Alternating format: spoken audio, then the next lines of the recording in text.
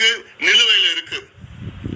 இந்த வழக்கு 2007 போட்டது. பிறகு 2010 ஒரு தீர்ப்பு வந்தது. 2018 மறுபடியும் இன்னொரு வழக்கு போட்டாங்க.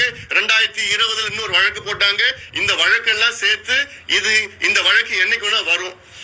உச்ச நீதிமன்ற நீதிபதிகள் கேட்கறது, தமிழ்நாட்டுல டேட்டா இருக்கா? 69 விழுக்காடு மக்கள் இந்த பிசி, எம்பிசி, எஸ்சி, எஸ்டி இருக்கிறாங்களா?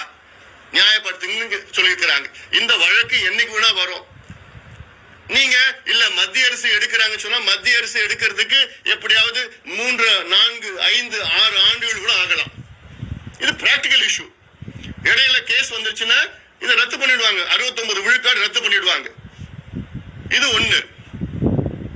ரெண்டாவது, நான் சொல்றது மிக முக்கியமானது. ஏன் தமிழக அரசு சர்வே எடுக்கணும், காஸ்ட் சர்வே எடுக்கணும்?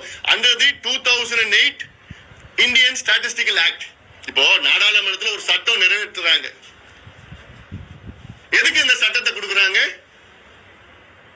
கணக்கெடுப்பு சட்டம். கணக்கெடுப்பு சட்டம்னா நீ மாநில அரசு, மத்திய அரசு, உள்ளாட்சி பிரதிநிதிகள், பஞ்சாயத்து தலைவர்களும் அந்த இந்தியன் ஸ்டாட்டிஸ்டிக்கல் ஆக்ட் 2008 படி எல்லாம் கணக்கெடுப்பு நடத்தலாம், டேட்டா வாங்கலாம்.